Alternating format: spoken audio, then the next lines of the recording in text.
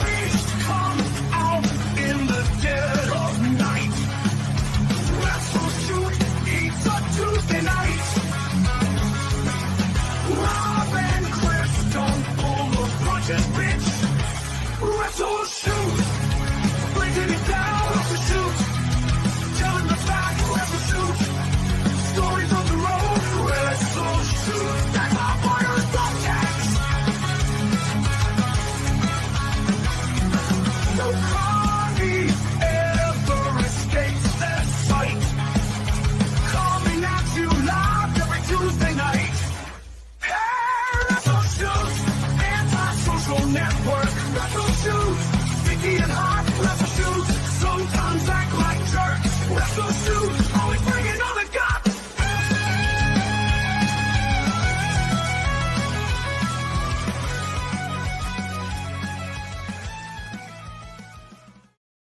Fucking bitch slap, bam, fuck out of here. Bam! All right, guys, we are back for another God blessed episode of WrestleShoot.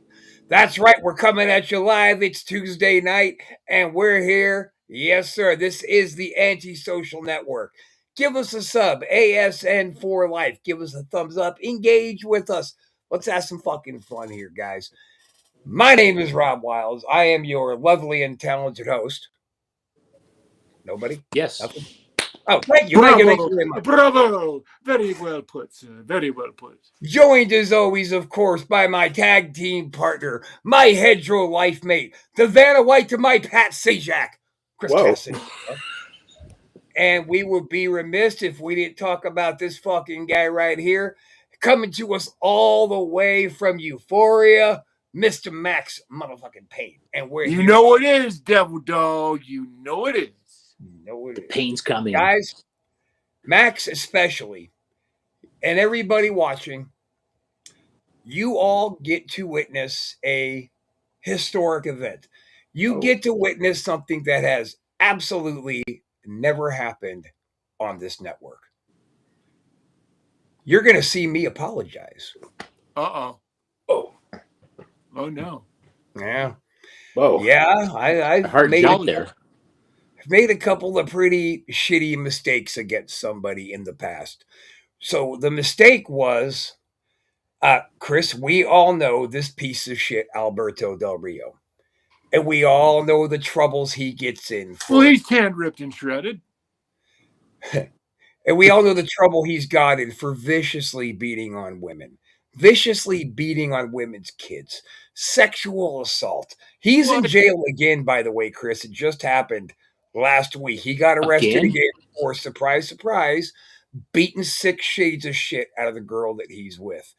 Alberto Del Rio, I would genuinely, face-to-face, cut your fucking throat, you piece of garbage. You're a menace. You're a piece of fucking shit that this world would absolutely be a better place without. The world might be a better place without me, but it would definitely be a better place without you. So my apology is not to this cunt face. Fuck you, Del Rio. My apology is, gentlemen, I was watching Chris, a much older WrestleShoot, and I made a mistake. And I started referring to Alberto Del Rio, but I was calling him Mr. Santino. You called him that? Yeah, through the whole portion that we were doing, I kept calling him Santino. Now, by all accounts and everything I've heard, he's actually a fabulous fucking human being. And I know this hasn't affected his life at all. But you know, when you realize you fucked up and you kind of get that cold feeling through your body and you're like, oh, dude, I don't think I can just sit on this. I feel like I have to bring it up. So I have to watch that now. I don't remember which one it was. I was just randomly jamming through old episodes. Okay. So that was upsetting. And so Santino, almost the greatest intercontinental champion of all time. Almost the longest running IC champ, but you couldn't get past the honkin' tonkin' man. So it didn't quite play for you. So that is my first ever WrestleShoot fucking apology, and we all know that like that. That's a fine character examination of yourself, Rob, and you should be very proud of that for standing. be I'm proud not. of I'm a yourself. little upset. I feel a little dirty. It left a bad taste in my mouth. It's not my Right. thing, but I had to do it. And rightfully so. Good for you. Do you feel Because like anybody who beats on women and then is accidentally mistaken for somebody who's a good guy and possibly, is a good human being, there's a special place in hell for assholes who put their hands on women. And I have zero, and kids, I have zero patience for that shit. It makes no sense at all. And what's cool is like all three Yeah. dudes in this room have that same opinion. Yeah. Yeah, for sure. and that's why I can really appreciate this project. Eventually, we're going to get started when Mr. Casanova gets himself relocated. But let's just remind everybody, we're going to be doing the Artist Against Abuse, where we are going to get some little championship belts. We're going to get some guitars. We're going to get signatures on them. We're going to auction them off, donate it all to battered women's shelters. It's a good fucking cause. Yeah, Absolutely. things are about to change in my life too. I'm really excited. I haven't even told you guys this yet, but my studio room just opened up. Oh, I'm going to start building the pain layer, and so I'm going to have my from the bench place where I can build guitars from, and I'm so excited to start. This will be part of. I actually am hoping we'll talk about this more, Rob, but it will be part of the pain layer. I'll probably build a segment every week for the pain layer of the building of this, because I'm going to customize it from the ground up, because it's going to be I'm going to build this really badass studio that I've always wanted, and it's going to be trick as fuck. So I'm looking forward to it, and it adds to what we're already doing and only perpetuates WrestleShoot and the network and all the things we're doing. So just an FYI, I'm really excited.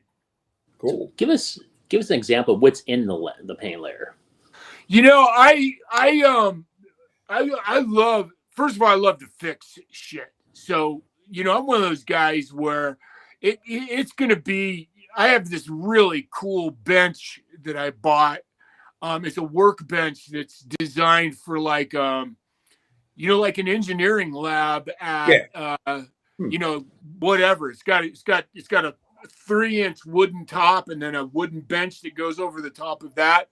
It's a really industrial, badass bench. So I've got that with it's gonna have all my tools in it. I also have this. I'm gonna have a shrine. I have a lot of. I don't want to call them religious elements, but the backgrounds. I'm gonna have a green screen in it so that I can have different backgrounds. It's going to have all kinds of skulls and crossbones and, the typical shit you would expect from Max Payne.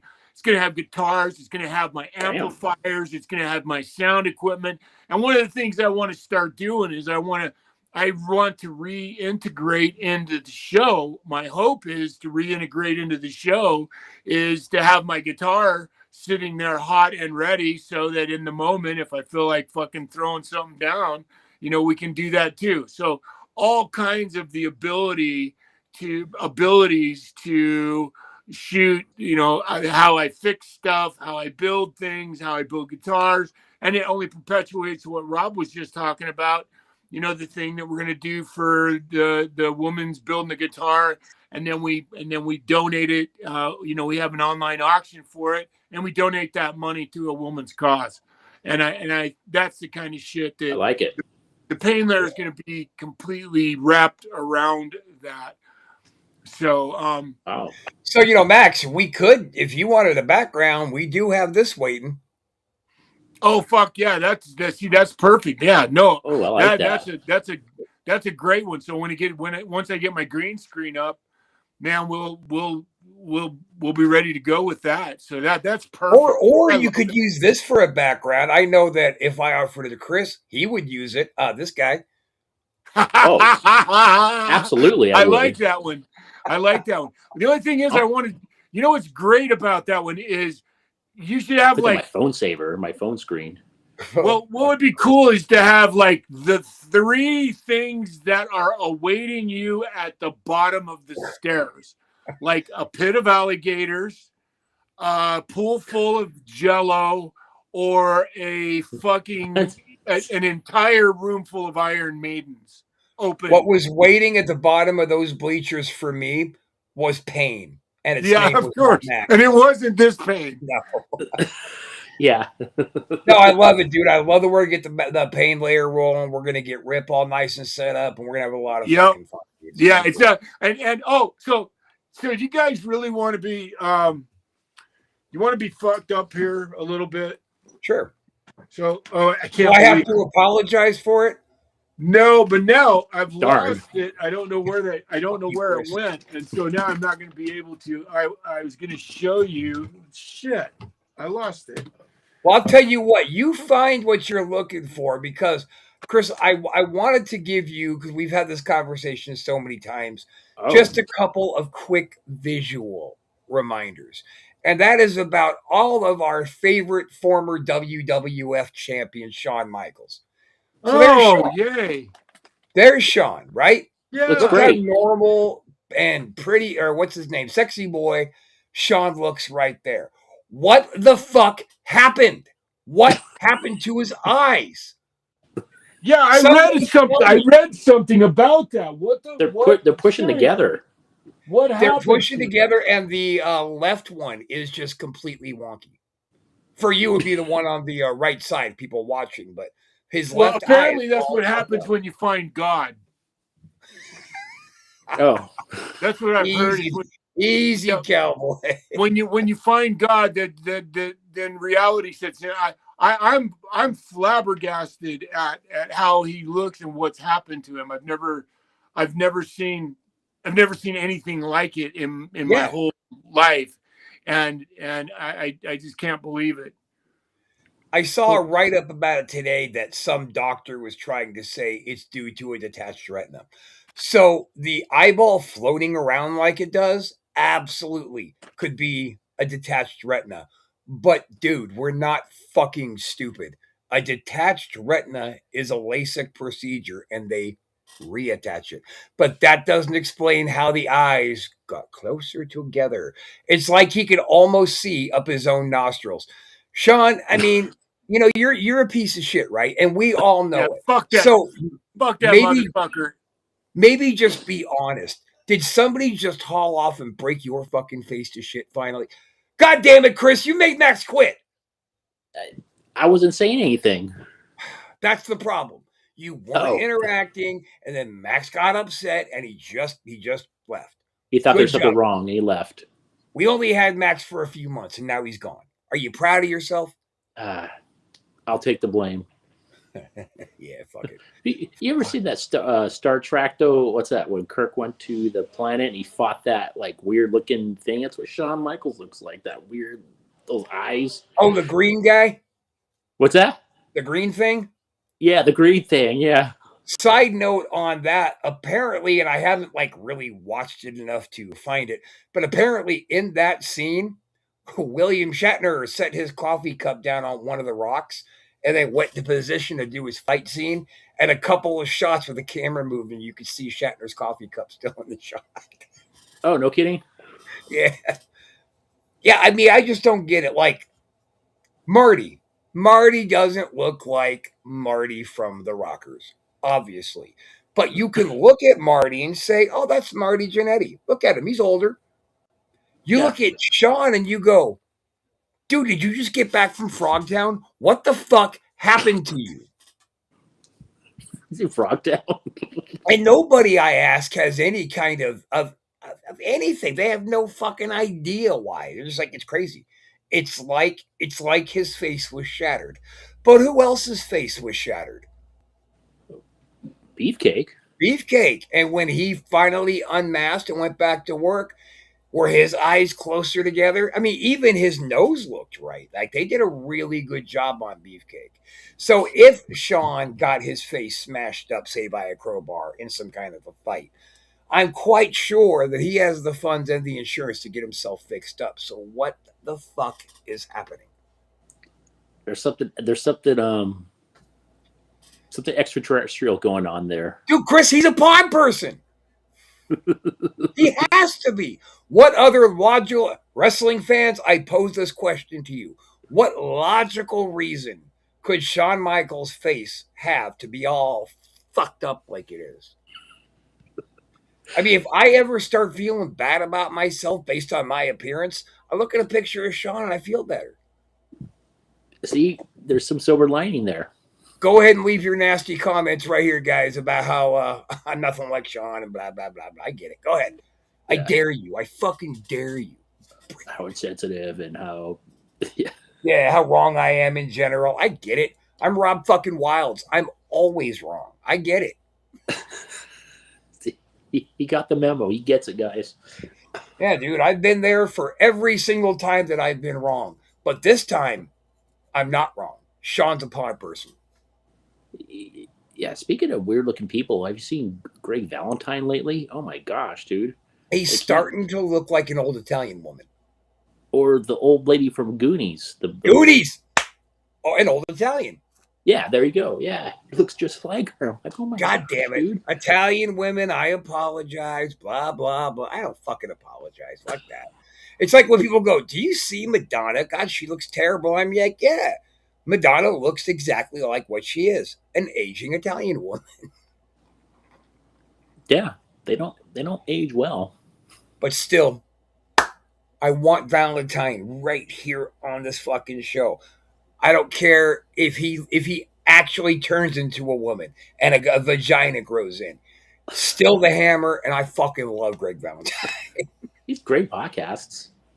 His podcasts are great, but I really liked. You know, when I first decided I liked Valentine was in the Dream Team, right? I was like, because they both worked very, very well together. Hammer and Beefcake, not at all matching gimmicks, but just they flowed very, very well. But I always liked Valentine over Beefcake. Then as I break into wrestling and I start getting, exposure to older matches, I started seeing the matches with him and Flair. It was magic. It was fucking art. Yeah. Yeah. Now, having a good match with Ric Flair can't be that hard, right? No, I would think so. Gosh, I can't remember. Well, yeah, I would think it'd be hard to. But to have a match as artistic and as perfect, the timing, the flow, the heat, the take the heat back, all the shit that they would do just was perfect, like it was created in a lab. Yeah, I agree. Except I wouldn't want to take those chops from Hammer. They look pretty brutal. I do it. I do it right now, today. Go ahead. Throw them in. Man. Yeah. They look brutal, dude. I'm like, oh my gosh. I mean, well, he better leave some handprints so you could take pictures of him and make fun of me. Yeah, dude, that would be great. Get him on the show and live. Have him chop me live. Dude, that'd be great. Be great if he chopped me and I started crying. Just like hover over like this.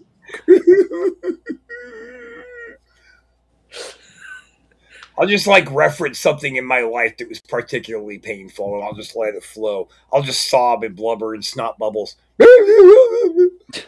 Really overact it. Totally. Or I'll just scream and wail, oh my God! Yeah. What did you do to me? Chris, help me. Nope. Yeah, he was great to watch, man. I mean, he had some great matches. And he's just in Clearwater, man. Fuck it. Like, we'll go to his house. You want to just stay home? We'll come to you, bro. Or is you he can in Clearwater? Come to our studios. He's in Clearwater, yeah. Wow. It's like not too far from you. Well, that's what I'm saying, especially where I live now. Clearwater is about 20 minutes away. Hey, look who's back. All right, I forgive you, for God's sakes. We started talking about Shawn Michaels, and I just couldn't fucking take it. Oh, see, I thought you were mad at Chris. No, well, I kind of was, because he wasn't being pissed off enough at Shawn. Max, am I right, Max? Would you say that it's more likely that Shawn is, in fact, replaced by a pod person? By a what person? By a pod person. A pod person. Yeah, body snatcher style. Oh, you know. Okay, so here's the thing that's so fucking weird is, how can you go from? I guess that's the part that you look back at. Like, let's talk about the whole fucking clique.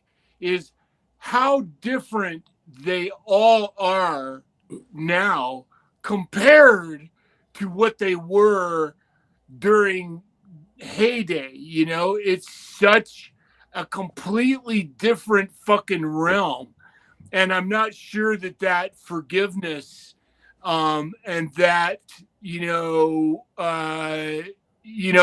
now because you're older and you've found God, or for whatever the case may be, you feel like you've done the right things. Does that somehow absolve you of all of your past bullshit?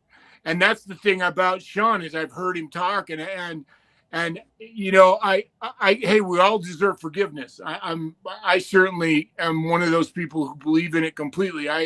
I can't carry any animosity around about it, because it does no good. It's treachery. But it's just amazing when you look at who they are now, especially out of everybody.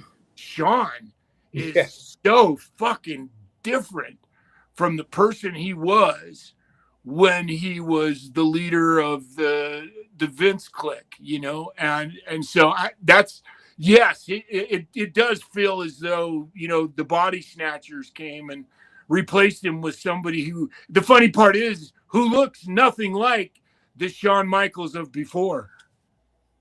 Yeah, Well, looks nothing like him. maybe they were just doing math. Like, we have to make him look older. Does this look right? And they're like, sure. Yeah.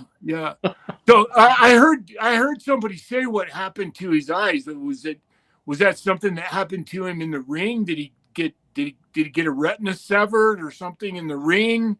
Yeah. So he has had his retina detached, but that doesn't That, make your eye sockets grow closer together. Yeah, it's just weird how it's Like, here, placed. Max, let me show you. Like, he's apparently he still has a detached retina. So that's why the one on the I guess the right side of the screen is so fucking wonky, because that retina is still detached. yeah, My question is, if that's the case, Sean definitely has the funds and the health insurance to get that fixed with the simple LASIK thing. So why not just do it? Like, do you yeah. think that's the problem? Is it just that one eye that's fucking everything up? I don't know. I mean, Maybe it's not, fixable. Sometimes shit like that, is, it can't be fixed. Sometimes even modern medicine can't go in and fix something that's that fucked up. Once upon a time, but old school Oliver John, a phenomenal talent, and he got his retina detached. And they Right. told him, you can simply never ever wrestle again and it will repair itself. But if you get a good shot to your head, the lights could go out in that eye for good. So he did stop wrestling for a little while. Then he went and saw a different doctor who said, I can fix that in an afternoon with a laser. And they did. And next thing you know, he's back there in the ring doing his fucking thing again.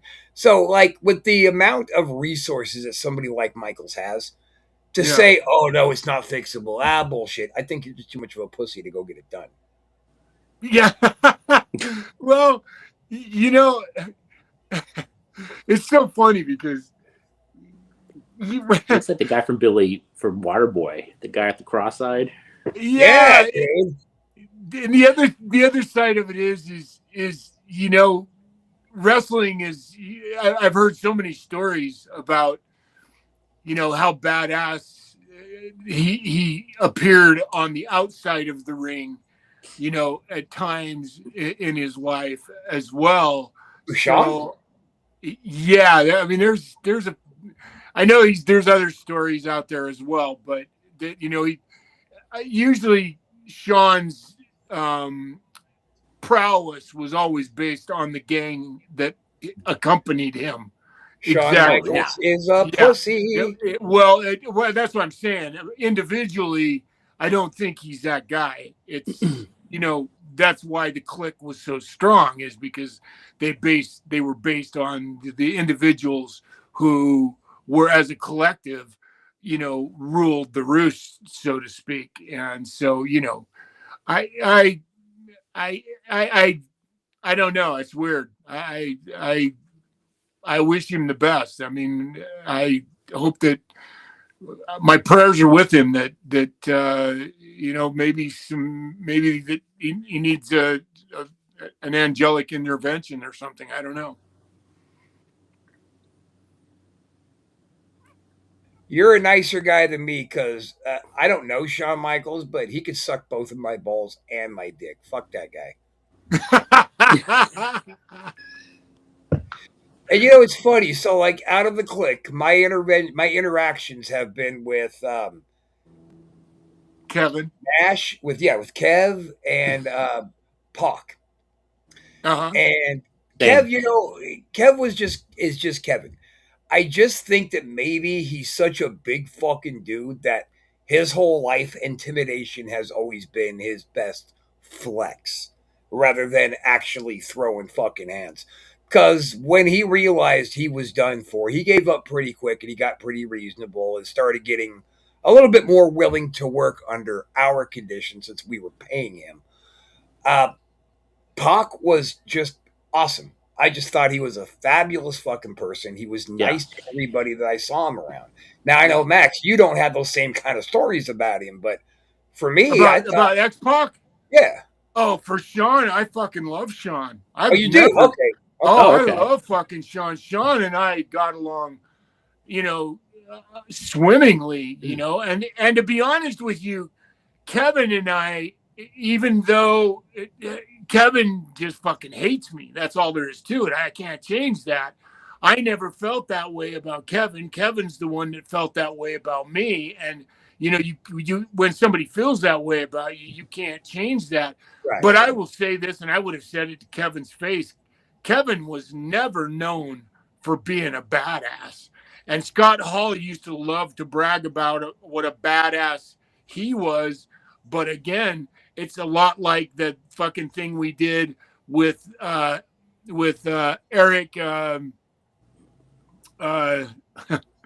That the whole thing we did with oh my god, Watts. Eric Watts. Yeah, Yeah. 99.9 of Scott Hall's fucking rap was exactly that. He wasn't a badass, and Scott Hall never. No one ever looked at Scott Hall and went, "Oh, don't fuck with him. He'll kick your ass." No one ever felt that way about him. And the same went for Triple H. Triple H was never known as the guy that would kick your ass.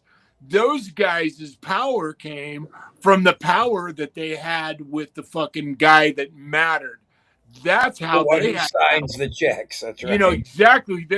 They're all fucking 250 feet tall when they stand on the check that Vince wrote for them. So that's where their power came from. Vince is the one that gave them their power and never denied them of that. So yeah, I can't remember who it was, but it was that Irish kid who does the live shoot interviews on YouTube. And he was talking to somebody. I don't remember who it was, but he brought up the amount of wealth that this wrestler had amassed in his career. And the wrestler, I wish I could remember, started to laugh. And he goes, "Well, I made money, but I didn't gain wealth in professional wrestling. So you could say maybe even I'm considered rich. But the wealthy one is who signs your check." Yeah, no shit. Yeah. Exactly. Right? That's where and so now look at who's signing, guarantee you who's signing the checks now, is Triple H, man. He is the one who is, he has put himself in that position that he doesn't even have to worry. Signing the checks. When Vince goes, it's already his. He's already the one running the fucking show, and I don't know how deep that goes. What do you mean when Vince goes? Paper, like leaves the planet, stops breathing. Wait, Max, are you aware that Vince hasn't owned WWE in like a year? Yeah, but even I get that. but Okay, I just didn't know. Maybe you hadn't heard. He's talking yeah, about but see, overall.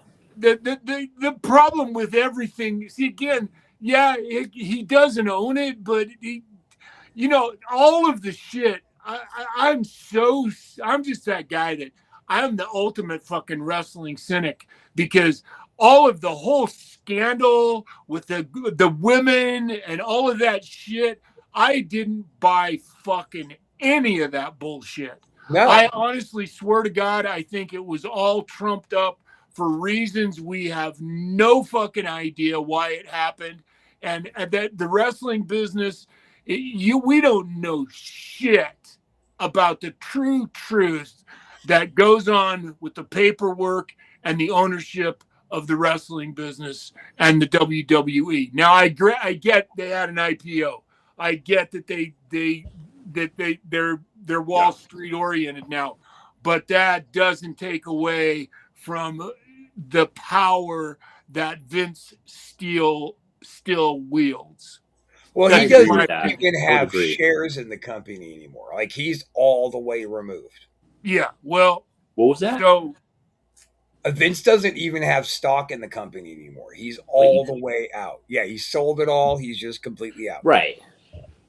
yeah, but then again, okay, saying that, Rob, I've heard that, but I've also heard that the way that was accomplished was through a dummy corporation. So I've heard all kinds of other shit about even the sell. That's the part of the wrestling business that, to me, is. I mean, it is the quintessential American fucking business. Everything's a fucking work in the So, business. real quick, if I may, I think what's happening right now is you are crossing in your head two Vince stories. Because I think what you're referring to was the WCW takeover. That was acquired through Vince setting up dummy companies, buying shitloads of stock in them, and then pretty much ready to dump them all at once when they went, he sweeped in, made a low ball offer, and took everything. Yeah. So when PKO bought the company from Vince, they just straight up bought the company, said, we're going to let you keep this much in stock. You could sit on the board, but you're not going to be in physical control of anything. That he took that deal, he took that money, then he sold all the stocks, he took that fucking money, and he's on to the next phase of his life. Yeah. And again, and again, that's the public story, and that's the one that we've all been sold. And like I said, I it is the wrestling business. Let me just put it that way. All work. That's the part of all I'm saying is that's the story we've been told. That's the story we've been sold. That to me is the part that to me can never. I guess my point is this. Let me just summarize it this way. It's the wrestling business. The wrestling business is a work from top to fucking bottom. So no matter what, real. Don't listen. I have a question. Are we a work? Aren't we? I mean, isn't that the whole, like Rip was talking about the last time Rip was on? I mean, Jesus Christ, we all got in the business because we love the fucking. Isn't that the part of the business that we love too? Is the art of the swerve? I love swerve. Yeah, but not the art of carny. I'm not into the whole carny aspect of the business. I've never been. But to your point, like you're saying that we don't figure out what the works are, but that's not really true. Because I don't think that there's anybody left on the planet who believes Montreal was anything other than a work. Yeah, and I never bought Montreal. Never. Ever. From the moment the whole thing, there's a story behind Montreal that none of us are ever going to be a privy to, because of course not. It's tied up in Sean and Brett and Vince for reasons that for whatever reason we're never going to know the truth. I know the reason. I know it through deductive reasoning through my 2 years working as a PI. So here is what I Uh-oh. absolutely believe happened. I absolutely believe Vince called Sean and Brett into his office and said, "Now listen, here's what's going to happen, Vince. You're going over to Brett. You're going to WCW. It's in your contract that you're going to get the heavyweight title. You're going to drop your belt to Sean right before you leave. We're going to have a whole bunch of controversy. You're going to go over there. You're going to start doing your Bret Hart thing. You're going to get the belt. When that happens, I'm launching a hostile takeover plan.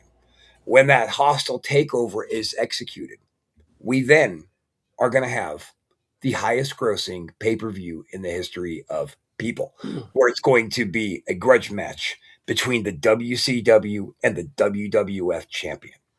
And Yeah. it's going to be all for everything. And we are going to make a fucking ludicrous amount of money. Yeah.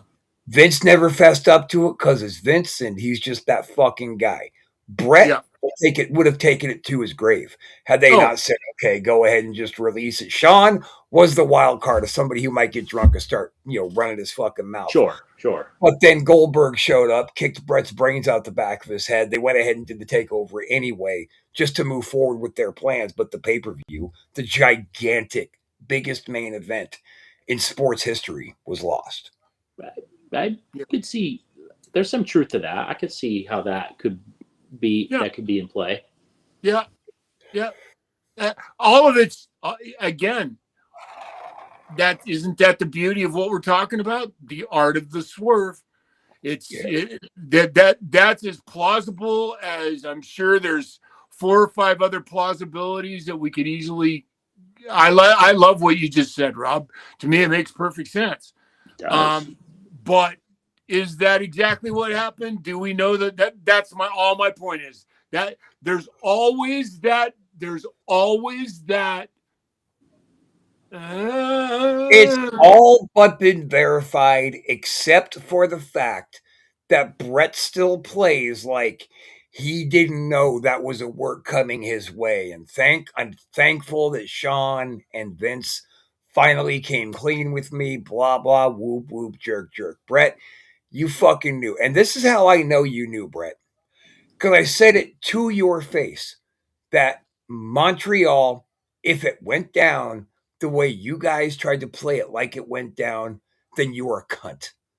And his facial expression didn't change. He just went, "You weren't there, Rob." Like, okay. That is the back out for anybody who is cornered. You weren't Right. there. I'm out. Right. Leave me alone. But he didn't change. He didn't have any emotional reaction to it. He just really didn't care. Because that was his go-to. You weren't there. You weren't there. That's his go-to for everybody. And we all know Brett's a cunt. Like there's no joke about that. Like Brett has got something shitty to say about absolutely everybody who's ever put on a pair of boots. But Bret Hart did walk up to me and say, "That was a great fucking match." And that made my next 5 years in wrestling. I was like, yes, Brett just gave me credit. But Brett doesn't give credit typically, right? Brett has something nasty to say about everybody. He even puts himself as the best wrestler of all time. Yeah, ever. Nobody was ever better than him in any category ever. No, he said it out loud multiple times. And you know what I would have liked to have seen somebody do, just like on a podcast or something? Say, hey, Brett, if the same situation was happening at your dad's promotion in Stampede, and dude didn't want to drop the belt because he didn't want to lose the belt in this town, what would have happened to that champion? What the fuck would have happened to that guy? Stu would have had him beaten to death. He would not have gone to another promotion. He'd have been retired that night. Yeah. Brett, this is the business that you claim to love, and you have nothing but history and legacy and roots. And Brett, you only care about you ever. That's all you ever care about. And that's why him and Sean didn't click. Same thing. Sean only cares about Sean. Yeah. Ooh. Yeah. And Brett could never have been a part of that clique because he wasn't a part of that clique. Brett was isolated and always was isolated. Yeah, Brett didn't click with anybody, right? Right. Yeah. No, Brett. I mean, him and Owen and Davey, and that was about it. He was his own clique. Yeah, absolutely. Yeah. And that was part of it. Brett was Brett was an isolationist, and that was the part that put him in that position. And he had to leave the business. He had to leave New York with as little of egg on his face as possible. And to me, that the whole Montreal fucking swerve job, that was their attempt at fucking having him leave with the dignity he so desired. And I think they were having him leave with the angle for the biggest pay-per-view main event. That's what I think that was about, yeah, genuinely. and then it just fell apart in the And background. who wouldn't jump on that? Like, let's be honest. If somebody pulled us three into a room and said, "Hey, we're gonna have you guys fucking go at it, and then we're gonna have a pay-per-view," yeah, we'll do that. Sure. Yeah, of course. Yeah, let's go. Yeah. There's money involved. Why not? Yeah, no kidding. Yeah, absolutely. And with that match, there was more than money involved. You know, it wasn't going to be your typical Hulk Hogan $1 million payout. It was going Yeah. to be your atypical $10-15 million payout. Right. Huge. Right. Like I can retire now money. Yeah. The guys on the top of the card. That's the funny part about when you. It's so funny. Like you were talking about the wealth in the wrestling business. The wealth in the wrestling business only happened to those on the tops, the very tops of the wrestling cards. Oh yeah. The worker bees made good livings, and if they invested their, they all lived by the old adage, the oldest adage in the wrestling business. It's not how much you make, it's how much you save. And they invested their money in, they bought fucking they bought some duplexes and bought some properties with the money they made from a couple of their good pay-per-view checks, but nobody made that kind of money unless you were fucking first or second at WrestleMania and consistently. I'm sorry, did you say unless you were sucking at WrestleMania? Because that's how this guy got there. He put a pee-pee in his mouth. Yeah, well, Sean was, in fairness to Sean was a hell of a worker. He didn't just get there. You can't, the one thing about it is you can't just, he knew the fucking craft really fucking well. And that was part of the reason that his mystique and his power got him where it got him, is because he was so gifted at the craft. Guys like Kevin wasn't gifted at the craft. He was 7 feet tall, freak of fucking nature that looked fucking great That could talk. tights. And, he had 2 fucking moves. No one ever accused Kevin of being a fucking technical wrestler or a badass. Come on. Kevin had 3 moves. Okay. I'm sorry. Yeah. And then, that's just it. Scott Hall, another hell of a worker. One of the best. A guy that Casanova attests should have been the world champion. Yeah, absolutely. Well deserved. He was great. He fit everything. Yeah. Yeah, Scott was a hell of a worker, man. He really was. And him and X-Pac, that's what their clique had. They had, Sean, Mr. WrestleMania, fuck yeah, dude. But Sean was the money for the team. But the real work talent came from Pac and Hall. Yeah. Yeah, agreed. Yeah. Yeah. Christ, Sean was not Michaels, but X-Pac. Waltman was telling me that Vince would send him out to like OVW, things like that, and be like, I want you to go out, do 5 minutes with this guy. I want you to beat the hell out of him, but I want an honest report of if he's worth sending to our school. And he would. He would jump on a plane, go out there, do the thing, come back, give an honest report, and got a lot of guys their jobs. Yeah. Al Snow is another great example of just a phenomenal worker who just never really got what he deserved. Yep. But I guess at the end of the day, Al Snow did get what he deserved, right? Like, he's still got a job. He's doing okay. Right. He looks great now. Have you seen him? Yeah. Yeah, isn't he still doing? Yeah, didn't he? He had that. He had this show, the OVW. They did a reality show. I watched it. It was good. Oh yeah, I don't know. I haven't seen it. I just Oh, know it's he doesn't get in the ring anymore. Like even at the performance no. center, like Yeah.